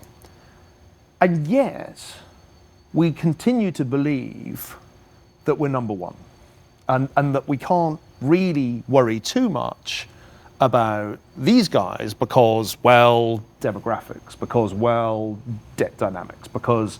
So I'm struggling a bit. There seems like a disconnect between how we think about our internal problems and how we think that that will play out in the world stage. Stefan? Well, there was something else related to this idea where I feel almost all of the things we listed here are downstream from culture, whether it's military, technological, ideological warfare. Everything flows downstream from culture. And people, I mean, even if the US is in a difficult state at the moment, it seems like people still rather emigrate to the US. They have a more impressive talent pool, talent funnel. I don't see that same dynamics towards China. And that is, I think, an internal rate limiter on how influential you can be at a global scale. So the United States has a peculiar superpower. It imports not only a ton of capital from the rest of the world, but also a ton of talent. So I want to go to Greta. Yes. I was thinking, I think most people don't know their reasons for feeling optimistic about the U.S. as a whole, so they might point to things like demographics in China or something like that. I think those tend to be surface level. I think there's an American Constitution being the name for the thing in the people, the kind of face of it, that we've inherited from the founders of the U.S. and maybe don't acknowledge entirely. And I think that this is related to something you were saying earlier, Bohan, because I think there's a difference between feeling like you're on the right side of history and thinking that it's inevitable. So I think the U.S., especially when it began, thought it was on the right side of history, but didn't think its success was inevitable. They just thought our principles of government, our principles of action are proper and good principles. And so we want to either spread those around the world or institute it here. Yeah. So the Constitution as a sort of operating system that stood the test of time has come up once before. So we'll add that to a sort of distinctive feature of sources of American conduct. And I think that's true. Yeah. And the Constitution, not just meaning the document, but the actual kind of the soul of the people or something, which I think is being lost or at least neglected. But I think interiorly we still think that there's these human rights. We have a lawyer, graduate of Yale Law School in Jonathan. So this seems like a pretty fundamental difference. China does not have rule of law. If you ask the Chinese, they'll say, well, we have rule by law. But what that means is basically the party chooses whether the law applies or not. And the United States, at least as far as I'm aware, has the rule of law, and it's based on a constitutional order. And that is one reason why talent and capital migrates here, because if there's one thing that talent and capital like, it's rule of law, because it upholds private property rights. And so if you come to the United States and make a ton of money, chances are, apart from the taxes you have to pay, you're not going to have to worry about arbitrary arrest, which would be an issue if you were here. Is the United States exaggerating the strength of its own legal institutions, do you think, and culture, going to Stefan's point? Or are we right about that? Certainly in a comparative global context, we're right about that. I think you can argue whether or not our rights are being degraded domestically compared to 10, 20, 40 years ago, or 100 years ago, that's possible.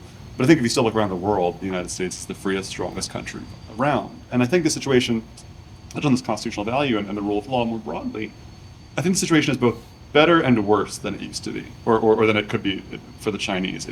Starting off with worse is easier. If you think about the US 50 years ago and say the Vietnam protests, there's like a stereotypical image you can come up with of a protester being dragged away saying, hey man, I have rights, we have a constitution, what about that? And it's worse now because the critique from some critics is not, hey, I have a constitution that entitles me to certain freedoms and liberties, and that's part of what needs to be an American. The critique from the Nicole Hannah-Jones 19 Project crowd is, what is it? The first line is, America was a lie from the beginning, or something like that. And so the current critique is that the Constitution is exactly what you say it is, and that's a bad thing. That's the worst. That's why it's worse. It's better, and I think one way that's better than, say, the CCP, our Constitution did fail, during the Civil War. It wasn't sufficiently, flexible or able to both simultaneously solve the problems of sectionalism and slavery at the same time, and that led to civil war. But the way that it's stronger for that is that in the United States, we see the Civil War as a moment of great victory, of a second revolution, of a new founding. Whereas the CCP and the Chinese communists brush aside the chaos, Americans understand that chaos is something that might happen, is regrettable, but that ultimately can be overcome. That's the strength of our system. So this is such a great point, and it reminds me of something that I thought I was kind of right about in Doom. And that was that if you, I'm going to skip that. If you go forward to that, I made this argument in Doom that despite appearances, the United States is in category 2, resilient, not 1. The PRC is in category 1, fragile. And that was really against the current at the time I wrote it, because that was I wrote that in 2020. And everybody kind of thought the US had just completely screwed up COVID, and China had done really well. And I was right to be skeptical about that. Not that we did great, but I thought that COVID shed a very bright light on the differences between the two systems, because it enabled an imposition of state control on citizens in China that was just unbelievable. Like nobody in the world, maybe ex-North Korea, came remotely close to the levels of social control that China imposed on its population, and continued to impose right the way through until zero COVID was finally lifted. The US did not. The US couldn't have done it. It couldn't, and when it tried to do lockdowns, it basically failed in California and just got all the costs with barely any benefits. This was so revealing of the way the two systems work. And in the end, the Chinese system was worse. The costs in terms of what happened to the population were just way higher. And in the end, they had to let it rip. And who knows, 1 million people probably died in very short order after zero COVID ended. So for me, this was one of my better moments where I kind of got right that what was going on in 2020 would actually not be good for China, and would in fact reveal American strengths. Notice also the Chinese boasted about the vaccines they were going to produce. Nothing burger. The US produced the vaccines, or the West produced the vaccines. Nick? If we want to quickly compare with two examples of conduct of the PRC versus the US, in China, the government had welded doors shut in Wuhan to try to prevent the spread. And that was where the Overton window was there. Whereas in the US, and I am going to distinguish the US even with other countries in the Anglosphere, there were thousands of people who got banned from airlines for refusing to wear masks on planes. Mask became this political issue.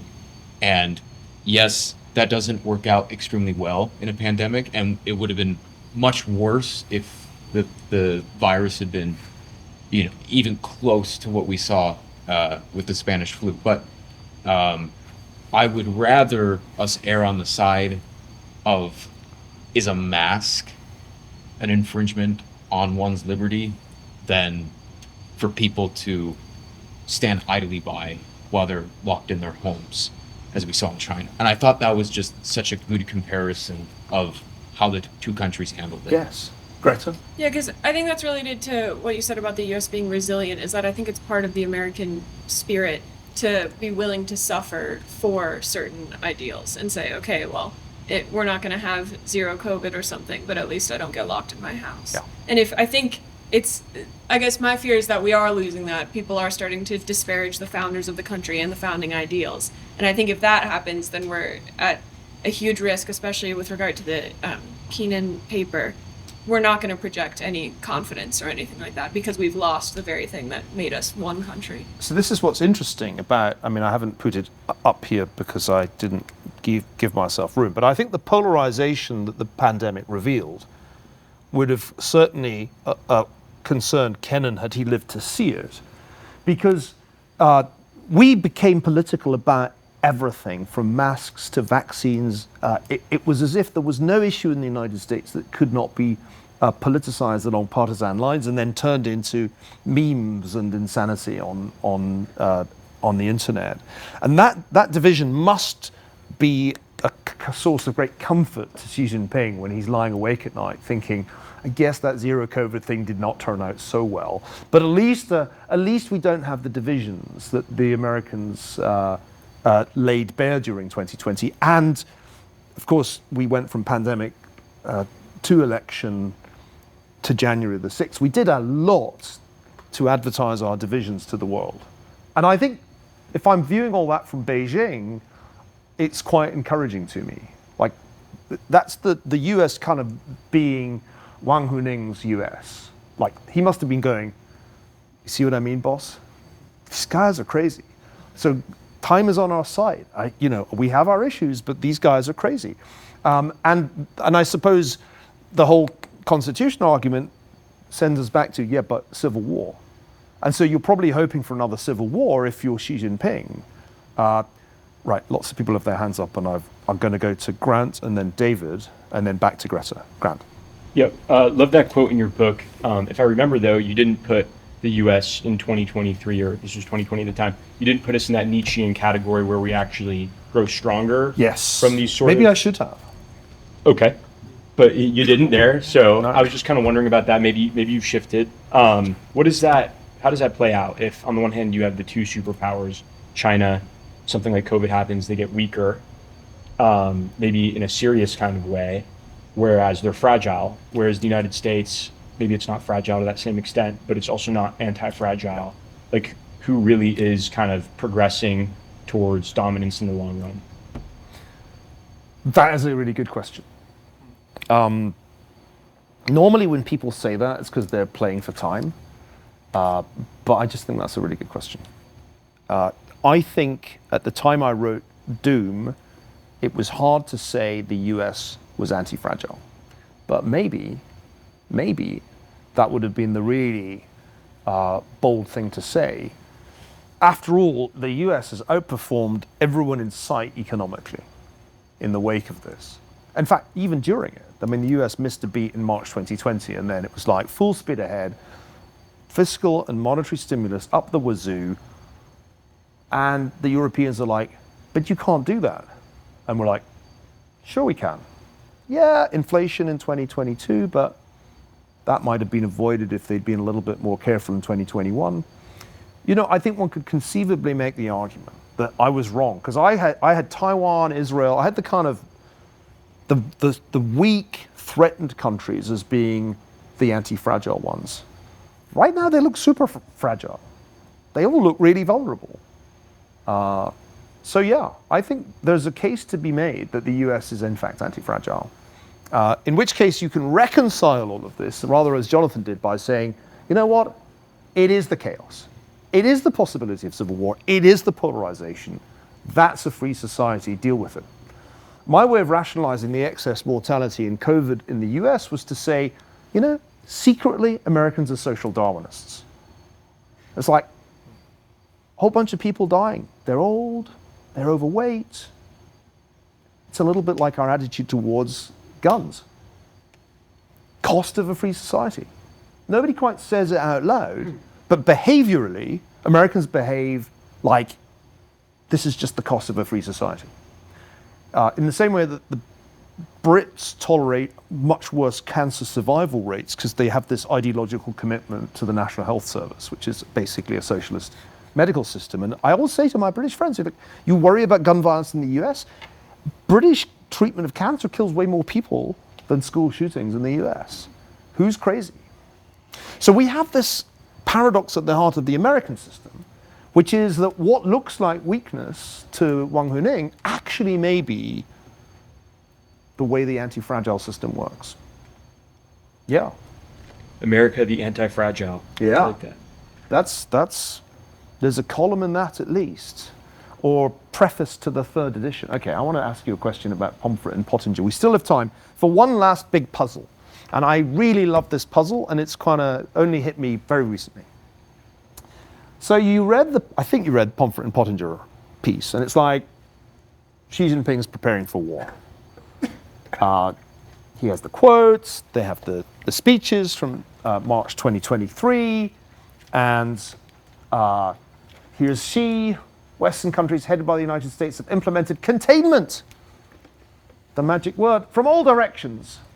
Encirclement and suppression against us, which has brought unprecedented, severe challenges to our country's development. All right, answer me this. If that was true, why did they not do anything? Like, the most important thing that has happened this year is something that did not happen.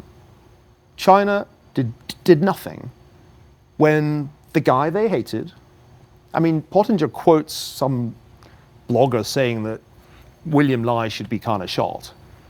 Well, he wins. Crickets. Can anyone explain this to me? Because it seems like highly significant. I go to Davos shortly after the election. Everybody's like, oh, geopolitical risk, man, it's just the worst. Like, it's the worst ever. This is how to show if somebody knows any history. It's like, oh, really? You think 2023 is the most dangerous year in all of history? Well, let me tell you about 1920s, 1930s. But a lot of people had this in their heads. I'm like, don't you know the thing that we were really worried about didn't happen? But why not? Why has Xi Jinping let it go? Because Pottinger's piece would lead you to expect by now we'd be in the Taiwan semiconductor crisis. There'd be like blockade. That would be the news.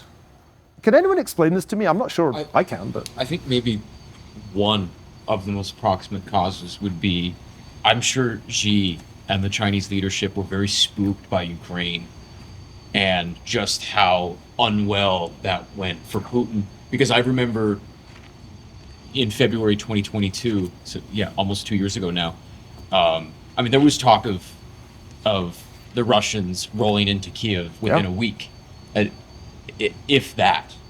And when that didn't happen, I'm not part of the CCP, so I don't know what. I'm glad to hear that. I don't know what. I'm sure they had here many. must be. I'm sure they had many conversations behind the scenes of, oh, maybe our plan was not adequate. Can you check our tanks work? That kind of thing. And any then, fuel in the rockets? And then I'm sure one thing that maybe gave them a little hope was the economic sanctions on Russia have not worked out the way the West anticipated. Not least because China's completely ignored them. And the other thing is China, of course, is much more economically entangled with the West. But I do think Ukraine is having a large part of this equation. And the invasion is launched just a short time after the partnership without limits had been proclaimed between Putin and Xi. So it kind of looked a lot like a green light. And then kind of fiasco outside Kyiv. So maybe that's it. Any other reasons, Laura? Well, this may be really silly, but do you think there could be an aspect of biding time in that we did sanction Russia? That created a lot of distrust in how we're perceived in the world and has put to, they always say, keep your friends close, enemies closer. Well, we just pushed a lot of our enemies towards each other. And along with our enemies, even neutral countries towards our enemies. And so is there now like a greater play of, well, we can build up kind of this stronger force versus being an individual actor? Maybe this happens in November. Maybe they're just waiting. Bahan? Yeah, I think I've always felt the U.S.'s certainty over the Chinese invasion of Taiwan was a bit overblown, and it's often based on potentially faulty analogies drawn to Ukraine or Hong Kong, which are just separate situations. And I think though China has become a lot more ideological since COVID, much less technocratic, there are still elements of the rule that are based on rational thinking. And I think the invasion of Taiwan would just be so irrational from every ROI perspective, both in terms of, yes, China's dependent on the whole world to buy their products, and if they get sanctioned, they lose everything, to the fact that semiconductors is probably mostly intellectual property that you can't seize just by physically controlling the land. The scientists would have been airlifted, the ASML machines would have all been airlifted out before the Chinese forces ever reached it. So there's like no gain from Taiwan besides pride. Yeah. So, I mean, maybe the ROI, I kind of ask myself how, I'd love to know what these conversations were really like. I mean, wouldn't it be fascinating to know? Is it that kind of a rational calculation, or is it like they're looking at the military readiness? We don't know. David? Yeah, I think one of the most underappreciated risks, not just to Taiwan, but any other place that China has in its sight, is that China has a surplus of 50 million men. And anytime you have frustrated men, that typically leads to civil unrest or war with other countries. And I don't think that's ever happened in history where a country, due to a single child policy over a long period of time, where boys are heavily favored, you have missing girls that should be women and for women for those men to marry, that doesn't exist. So how does Xi wield those men? Is he going to send them abroad to One Belt, One Road and be working on all these projects? Does he help them find wives from other nearby countries, which is already happening, right? Like Vietnam, North Korea, etc.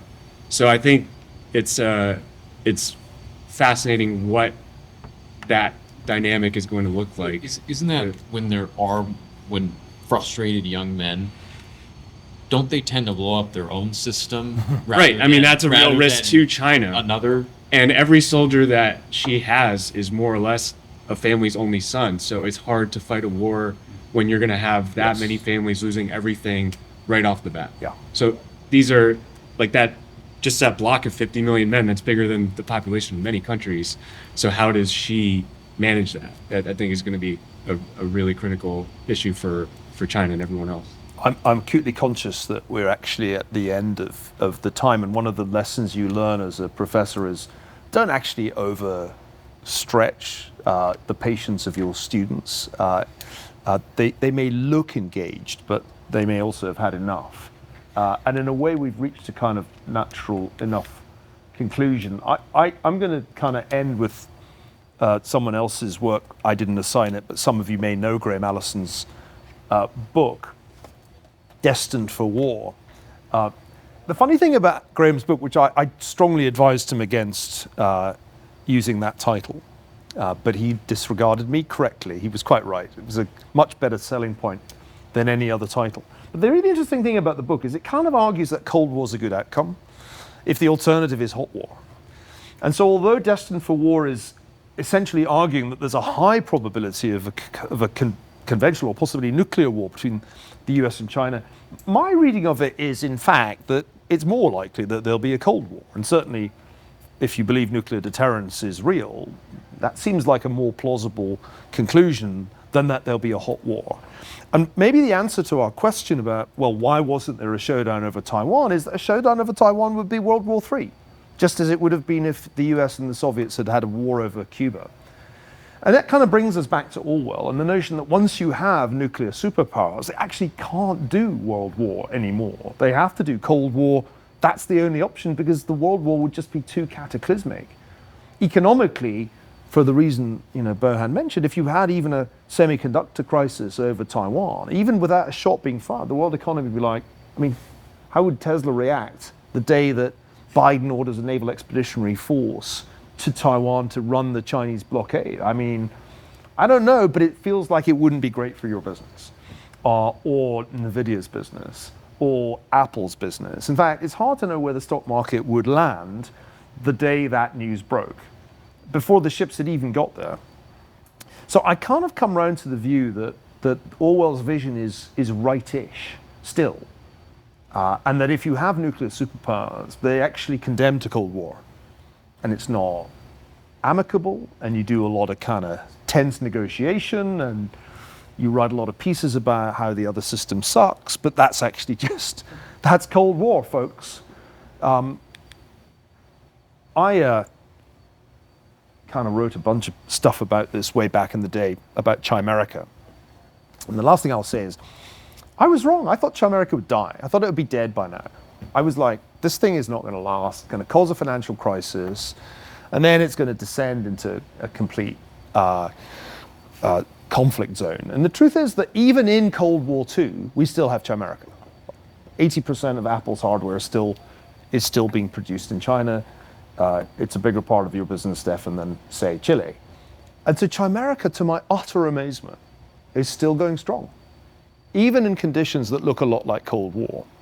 And that's another reason why it'd be quite hard to stop the war being cold. The costs of hot war are unthinkable for pretty much all the major corporations. Which is a cheerful note on which to end. It means the probability that we will still be alive is higher than if there were World War III.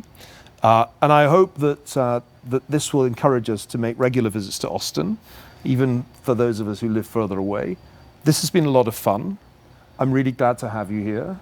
I think the Alumni Association of UATX will be the best alumni association in the world. I hope you're planning some good events. They have to be the best events, much better than the Harvard alumni events. That's it for now. There's other events later today, but I just want to give you all my sincerest thanks for being great sports and agreeing to have this class filmed. Thank you very much indeed.